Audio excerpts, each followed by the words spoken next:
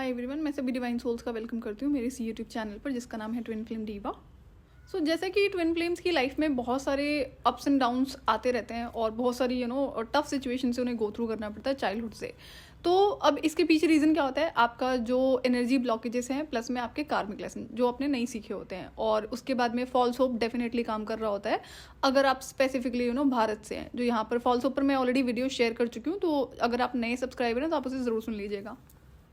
तो ये दो मेन रीज़न तो होते ही हैं, प्लस में जो आपका एंसेस्ट्रल हीलिंग अगर रिक्वायर्ड है, जैसा कि मैंने पहले भी कहा हुआ है कि ऐसा ज़रूरी नहीं है कि हर ट्विन फ्लेम ऐसी फैमिली में है जहाँ पर एंसेस्ट्रल कर्स हो सकता है जनरेशनल ट्रॉमा हो, और वो बड़ा आसानी से विजिबल होता है। इस पर भी मैं साइंस एंड सिम्टम्स शेयर कर चुकी हूँ, तो वो भी आप वहाँ से दोबारा से सुन सकते हैं अगर आपने नहीं सुना है तो, या फिर अगर नहीं याद है तो लेकिन इसके अलावा भी एक जो पर्टिकुलर चीज़ होती है कि डिवाइन चाइल्ड होने की वजह से आप जिस मर्जी इंसान के सराउंडिंग्स में आते हो, चाहे वो आपका अपना फैमिली मेम्बर हो या फिर बाहर हो, चाहे ऑफिस का हो या फिर कोई और जिस पर आपको बड़ी दया आ गई है जिसकी पर्टिकुलर सिचुएशन को देखकर, तो अब यहाँ पर क्या होता है, सिर्फ और सिर्फ डिवाइन चाइल्ड होने की वजह से आप किसी भी इंसान का कर्मा अपने ऊपर ले लेते हो। इसका क्या मतलब है कि उस इंसान के कर्मों को आपने अपने ऊपर ले लिया और उसको उस पर्टिकुलर कर्मा से फ्री कर दिया। अब ये होता कैसे है, जैसे कि आपने किसी पर्टिकुलर इंसान को पेन में देखा। अब वो पेनफुल सिचुएशन किसी भी रीज़न से हो सकती है कि कोई किसी टफ सिचुएशन में है, एग्जाम्पल फाइनेंशियल प्रॉब्लम है, या फिर कोई हेल्थ इशू है, और या कोई और जैसे प्रॉब्लम जनरली अगर आप देखते हो किसी भी इंसान की लाइफ में। तो अब यहाँ पर क्या होता है कि अगर आप उस इंसान को देखकर उससे इमोशनली कनेक्ट हो जाते हो, इमोशनली इन्वॉल्व हो जाते हो, तो इसका मतलब है कि आपने उसका कर्म अपनी लाइफ में ले लिया है। अब क्या होगा, वो तो इंसान फ्री हो जाएगा, उसको मिलेगी वहाँ से राहत, उसको हेल्प होगी, लेकिन वो जो कर्मा आपने लिया है ना, अब वो कर्मा यहाँ से वहाँ ट्रांसफर नहीं करा जा सकता है। आपने लिया है तो उस पेन से आप गो थ्रू करेंगे। तो एक एग्जाम्पल से समझते हैं कि कोई एक पर्टिकुलर इंसान है जो कि टॉक्सिक इंसान है, नार्सिसिस्टिक इंसान है, चाहे आपका फैमिली मेम्बर हो या फिर कोई आपका फ्रेंड हो, रिलेटिव हो, या फिर मे बी लव रिलेशनशिप हो। तो उस इंसान का क्या है कि देखो, चाहे आप हो, मैं हूँ, या फिर कोई भी इंसान है धरती पे, आप चाहे डिवाइन चाइल्ड हैं या फिर कोई भी है, गलत कर्म का फल आपको यहाँ भुगतना होता है, जो मर्जी हो आप।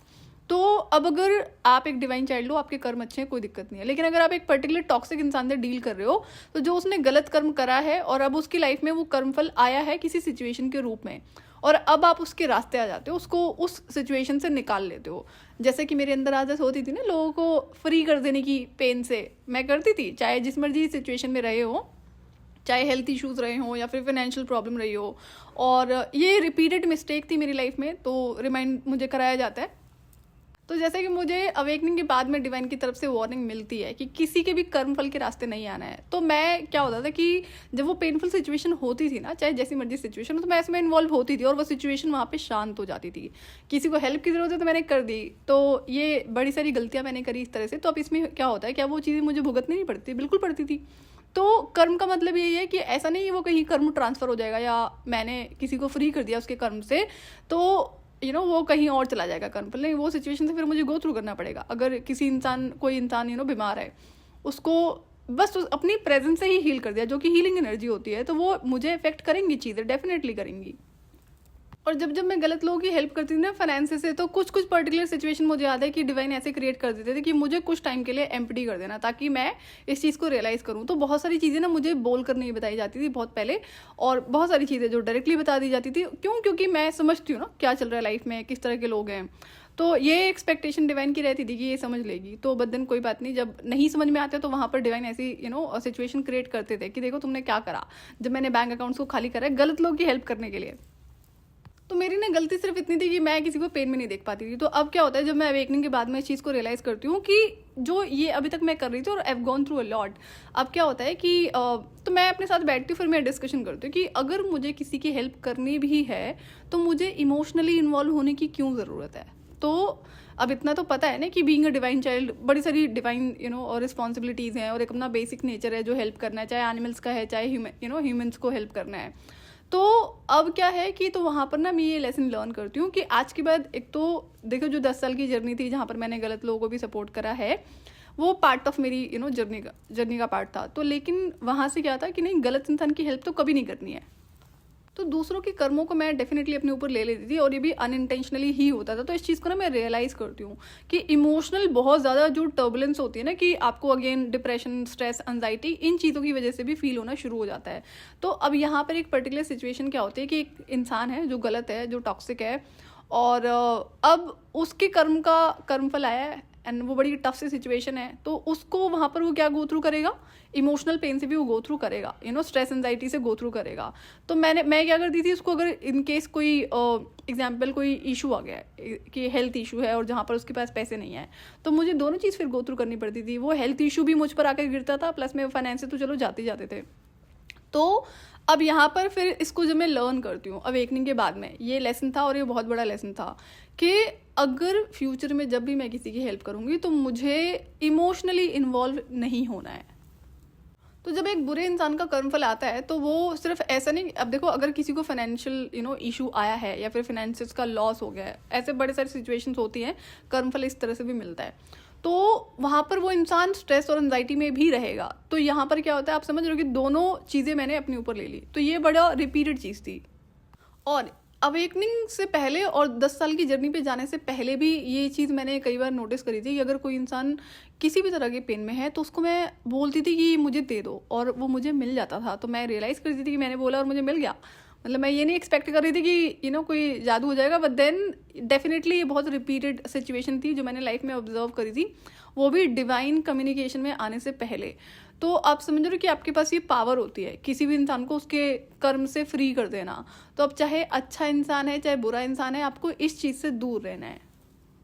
तो अवेकनिंग के बाद में जब मुझे समझ में आता है कि बिना हेल्प करे तो शायद मेरा सर्वाइव करना बड़ा मुश्किल है। अब मैं ये नहीं कि मैं पूरे प्लेनेट की हेल्प कर रही हूँ, बट जो आदतें थी वो थी। तो मैं क्या करती हूँ कि मैंने वहाँ पर उस टाइम पे कंट्रोल लगाया है कि जब तक मेरा इनर वर्क पूरा नहीं होता है तब तक जो भी मैं अभी तक हेल्प कर रही थी, मेरा एनिमल्स प्लस में ह्यूमंस दोनों को रहता था ये सपोर्ट।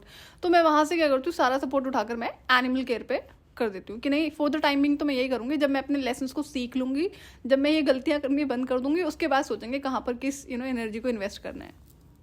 तो मेरी अपनी लाइफ में मेरी अपनी वजह से सिर्फ 1-2 प्रॉब्लम्स होती थी। कैसी, जैसे जो हमारा, अगर मैं स्ट्रेस एंजाइटी की बात करूँ, जो कि ये एनर्जी पोर्टल्स की वजह से एक्सपीरियंस होता था, और जो लोगों के कांटेक्ट में आते हैं, और कार्मिक ट्विन फ्लेम से मिलने के बाद में जो मैंने अपनी बाउंड्रीज को तोड़ा है, थोड़ी बहुत बाउंड्री जिसको कहते हैं कि लोगों के साथ में बैठ के खाना शुरू कर दिया, कि खाना शेयर भी हो रहा था उस टाइम पे, ये हुआ है।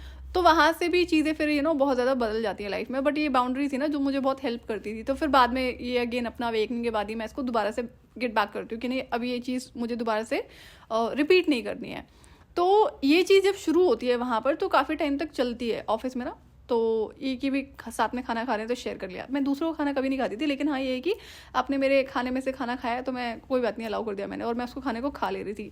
तो इस चीज़ से क्या होता था, मुझे बहुत ज़्यादा फिजिकली एनर्जेटिकली इफेक्ट होता था।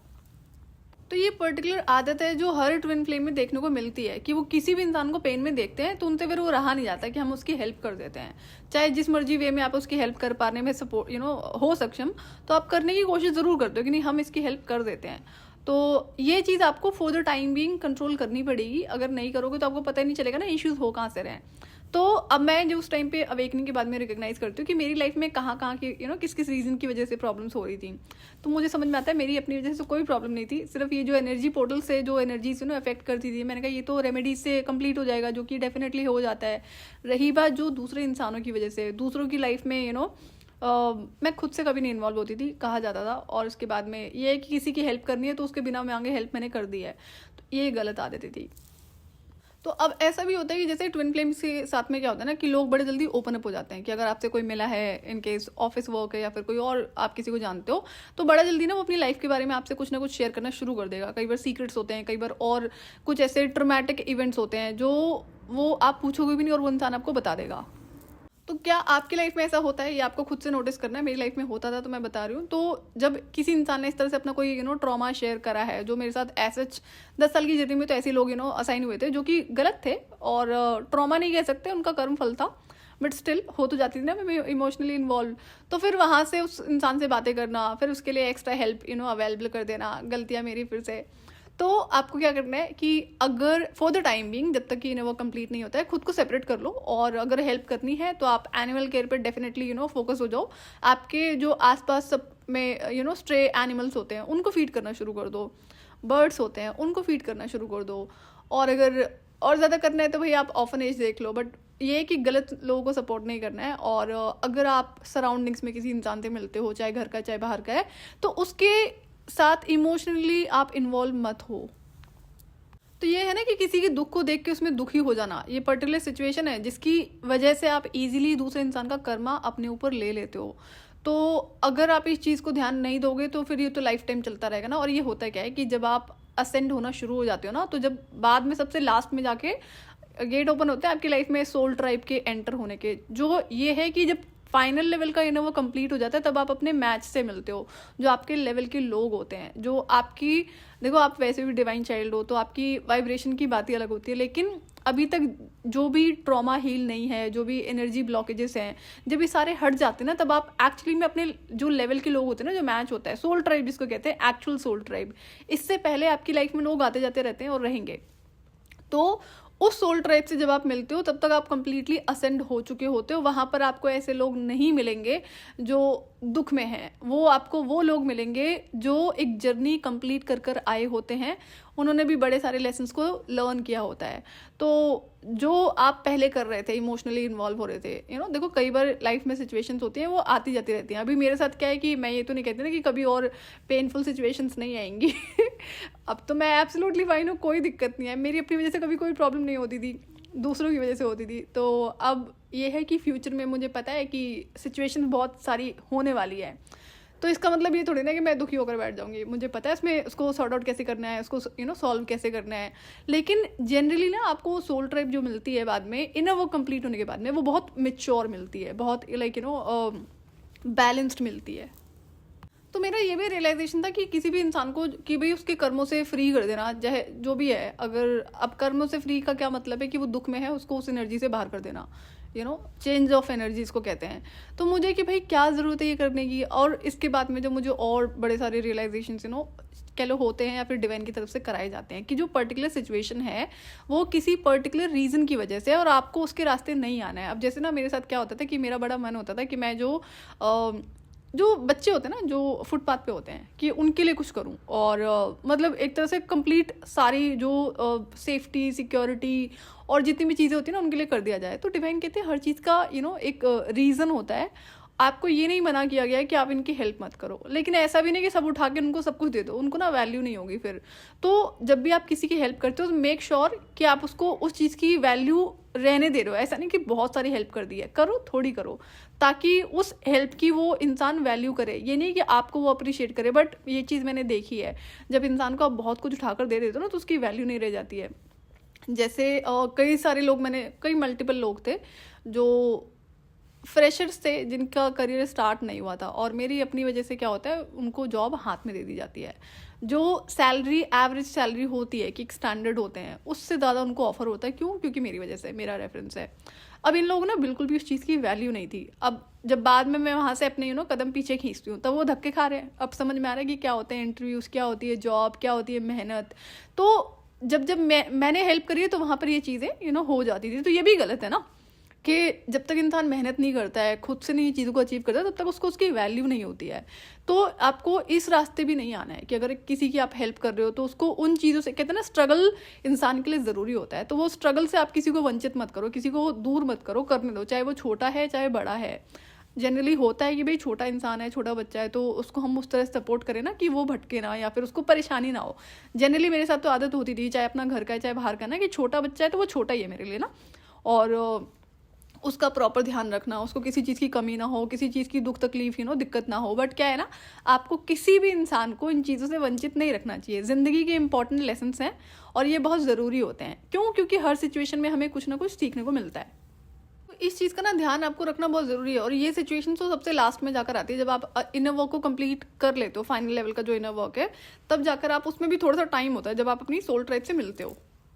लेकिन सोल ट्राइब के साथ भी आपको बैलेंस में रहना होता है। क्यों? जो गलतियां आपने पहले करी होती हैं, अगर आप उसको रिपीट करोगे, ओवर गिविंग वाली जो गलतियां होती हैं जो मैंने करी हैं, तो वो चीज़ें नहीं करनी होती। तो वो बैलेंस आपको रखना पड़ेगा। अब ऐसा नहीं कि सोल ट्राइब आपकी लाइफ में एंटर हो रही है तो आप फिर से बैक टू उसी बिहेवियर से ऑपरेट करोगे जो आपने पहले गलतियां करी हुई हैं। अब गलतियों का मतलब है ओवर गिविंग वाली, जो मेरे अंदर आदत थी, आप अपना देख लो।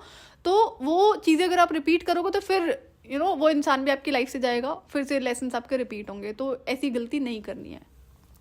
तो जब भी आप किसी इंसान को दुख में देखते हो, पेनफुल सिचुएशन में देखते हो, अगर और पहले तो ये देखो क्या आपको वाकई उस इंसान के कर्मों का पता है, या फिर उसने मुखौटा पहन रखा है और आपके सामने अब टफ सिचुएशन आई है तो आपको लग रहा है कि एक्चुअली में गलत हो रहा है उस इंसान के साथ में। मैंने एक भी इंसान ऐसा नहीं देखा अपनी लाइफ में ना, इतने टाइम से मैं ऑब्जर्वेशन पर ही थी, लेकिन मैं ये कहूँ कि किसी भी इंसान के साथ में गलत हुआ हो, नहीं, अभी तक तो नहीं देखा है। तो हाँ, ये है कि एक इंसान ऐसा ज़रूर देखा लाइफ में जो कार्मिक लेसन नहीं लर्न कर रहा था, तो बार बार वो खुद ही रिपीट करे थे उस सिचुएशन को। तो 2 बार मुझे बोलते हैं तो 30 बार मैं उनको बताती हूँ कि सेम बात को मैं कितनी बार रिपीट करूँगी ना, बता तो चुकी हूँ, सोल्यूशन भी बता दिया है। अब आप ये सोचो कि आप हर बार वो सिचुएशन क्रिएट हो रही है तो आप मुझे कॉल करोगे और मुझे बताओगे, तो ये तो नहीं चलने वाला ना। तो उनको फिर समझ में आता है, तो फिर मैं उनको रिमाइंड कराती हूँ कि क्या बताया था, देन ही रिपीटेड कि ये बताया था। तो कार्मिक लेसन की वजह से ज़रूर इंसान दुखी रहता है, बट वो तो सीखना ही पड़ता है ना, उसमें तो कोई कुछ नहीं कर सकता है। तो जहाँ पर आपको पता है कि भाई एक इंसान के कर्म बुरे हैं और अब उसकी लाइफ में टफ सिचुएशन है, तो उसको उसका कर्मफल मान लिया करो। और कर्मफल बड़ी डिफरेंट डिफरेंट सिचुएशंस में मिलता है, तो उस चीज़ में फिर आपको बिल्कुल भी इन्वॉल्व नहीं होना है। अब जैसे ऑफ कोर्स ऑब्वियस सी बात है कि मैं कभी खुश नहीं हो सकती किसी इंसान को दुखी देखकर, लेकिन ये है कि अब मुझे दुख भी नहीं होता है जब गलत लोगों को कर्म फल मिलता है तो दुख भी नहीं होता है। तो ये है कि एकदम इमोशनली डिटैच रहना, और इमोशनली जब आप डिटैच रहते हो लोगों से, तब क्या होता है कि आप किसी के भी दूसरे इंसान के कर्मों को अपने ऊपर नहीं लेते हो। अब जैसे आपने एक हो सकता है कि बात को नोटिस करा हो, और जो कि रियलिटी है कि जो एनिमल्स होते हैं, जो भी एज पेट घर में पले होते हैं, डॉग्स की बात करते हैं, तो घर में अगर कोई प्रॉब्लम आती है तो वो सबसे पहले एनिमल अपने ऊपर ले लेता है। और अगर ऐसे ही प्लांट्स की बात होती है, सबसे पहले प्लांट्स अपने ऊपर ले लेते हैं। अब वो कोई इंसान तो है नहीं, उन्होंने बोला तो है नहीं कि अपना कर्मा मुझे दे दो, बट ले लेते हैं ना। उसके बाद क्या होता है, कितने सारे एनिमल्स की डेथ हो जाती है, प्लांट्स डेड हो जाते हैं। तो इसी तरह से समझो, ऐसे ज़रूरी नहीं कि बोलकर आप कर्म ले रहे हो। और मैंने तो खैर चाइल्डहुड में इस चीज़ को ट्राई करा हुआ है कि जब मैं बोलती थी कि मुझे दे दो तो मुझे मिल जाता था। कि जैसे उस टाइम पे मैं डिवाइन कम्युनिकेशन में नहीं थी, बट मैं बोलती थी कि ना ये चीज़ मुझे मिल जाए, जो भी इंसान के दुख होता था तो वो मिल जाता था। तो मैंने इसको कई बार नोटिस करा कि देखो मैंने बोला और मुझे मिल भी गया। तो अब इस चीज़ को मुझे क्यों रिकग्नाइज करना पड़ा, क्योंकि मुझे पता था मेरी जो अपनी एनर्जीज है वो बहुत हैप्पी है, बहुत पीसफुल है, हीलिंग है। तो मैं अपनी वजह से तो कभी परेशान नहीं होती हूँ। ये दूसरे लोग थे, दूसरे लोगों की एनर्जीज थी, किस किस तरीके से लोगों का एक्सेस मेरी एनर्जेटिक फील्ड में होता था, तो उन चीज़ों को रिमूव करना, ब्लॉक करना, एंड देन उस पर प्रोटेक्शन लगाना। और ये जो और बड़े सारे लेसन हैं जो मैं आपको बता चुकी हूँ, किस तरह से आप लोगों की एनर्जीज को पिकअप कर लेते हो। और जैसे ये चीज़ मैंने आपको पहले भी शेयर करी थी कि एम्पैथ होने की वजह से क्या होता है ना, कि आप दूसरों की इमोशंस को पिकअप करते हो, तो वो भी तो एनर्जी से आप पिकअप ही कर रहे होते हैं ना। तो इस पर भी मैं आगे चलकर कंट्रोल लगाती हूँ, और उसका बेस्ट वे होता है कि उन लोगों से इमोशनली इन्वॉल्व नहीं होना, और आपको एनर्जेटिक फील्ड से तो डिस्कनेक्ट करना ही होता है, जो भी नेगेटिव लोग होते हैं। तो अगर कोई नेगेटिव इंसान है, वो दुख में है, अगर आप उससे कनेक्टेड हो तो भी आप उसकी एनर्जीज को पिकअप करते हो। फिर अगर वो इंसान रो रहा है तो आपको भी रोना आएगा। अब जैसे कार्मिक ट्विन फ्लेम के साथ में तो चलो ये चीज़ें होती हैं, आप उसकी हर एक एनर्जी आपको पिकअप होती है, अच्छी बुरी सारी। लेकिन जो दूसरे लोग होते हैं, एम्पैथ होने की वजह से आप उनकी जो सैड एनर्जी है, जो नेगेटिव एनर्जी है, उसको बहुत आसानी से पिकअप करते हो। तो मैं जैसे कई बार बहुत खुश हूँ और ऑल ऑफ अ सडन इनमें से कोई इंसान है जो मुझसे कनेक्टेड रहा है, चाहे फैमिली का चाहे बाहर का है, तो उसकी एनर्जीज फील हो रही है। और जब वो फील होती है, मुझे रोना आता है पहले, अब नहीं, तो मुझे उस इंसान का नाम भी याद आता है। एंड देन फिर मैं उसको कॉल करती थी, तो देख पता चलता है कि हाँ भाई सच में कुछ हो गया है और इंसान दुखी है और रो रहा है। तो ऐसा कई बार सिचुएशंस होती थी। तो आप इन चीज़ों को ना ऑब्जर्व करना शुरू करो। अब ये कोई आपको बताएगा नहीं, ये आप ऑब्जर्वेशन से ही खुद की लाइफ में देख सकते हो, फिर उस पर कंट्रोल लगा सकते हो। तो दूसरे के कर्मों को आप खुद के ऊपर लेना कैसे अवॉइड कर सकते हो, उस इंसान से इमोशनली आपको डिटैच रहना है, इमोशनली इन्वॉल्व नहीं होना है। और अगर जितने लोगों को आप जानते हो कि भी इंसान के बुरे कर्म है, चाहे वो जेलिसी ही क्यों ना आपने ऑब्जर्व करी हो, तो जेलिसी की भी कर्मफल मिलते हुए मैंने लोगों को खूब देखा है। क्या मेरे हिसाब से शायद लोगों को बड़ा कॉमन लगता है जेलिसी होना, या किसी इंसान की तरफ जेलिसी एनर्जी को थ्रो कर देना। मैंने एक्चुअली में देखा है लोगों को इसका भी भुगतान करते हुए। तो इसको आप लाइटली नहीं ले सकते। तो अगर आपको पता है कोई इंसान जेलस है, चाहे आपसे चाहे किसी और से है, और उसकी लाइफ में कोई टफ सिचुएशन आ रही है, तो आपको उससे भी स्टेप बैक करना है। और जैसे कई बार लोग होते हैं ना कि आपको अपना दुख सुनाते हैं, शेयर करते हैं, तो वहाँ पर आप सुन लो, लेकिन उसके दुख में दुखी होने की बिल्कुल भी कोशिश मत करना। इसको आपको कंट्रोल लगाना सीखना होता है, अदरवाइज क्या होगा, आपकी हेल्थ अफेक्ट होगी और आपका जो स्ट्रेस है वो बढ़ेगा। ये एम्पैथ डिवाइन चाइल्ड होने की वजह से होता है, बहुत छोटी छोटी सी चीज़ें हैं। तो इन सबको चीज़ों को ना आपको एक्चुअली में करेक्ट करना पड़ता है, अपने जो आप अपना इनर वर्क करते हो। क्यों? क्योंकि जो जिस हिसाब से मेरी चाइल्डहुड से हेल्थ अफेक्टेड रहती थी, तो मुझे पता था ना कि मैं, जब से मुझे याद है तब से हमेशा हेल्थ ही खराब रहती है। चलो ब्लैक मैजिक तो एक रीज़न था, लेकिन एम्पैथ होने की वजह से जो दूसरे लोगों की एनर्जीज को पिकअप करना, और जब आप सराउंडिंग्स में होते हो तो वहाँ की भी एनर्जीज को आप पिकअप कर रहे होते हो, तो इसलिए भी आपको अपनी लाइफ में प्रोटेक्शन पे बहुत ज़्यादा काम करना पड़ता है। सो आज के लिए इतना ही। मैं आपसे फिर मिलूंगी नेक्स्ट वीडियो में। टिल देन आप अपना ध्यान रखिए और डिवाइन से कनेक्टेड रहिए।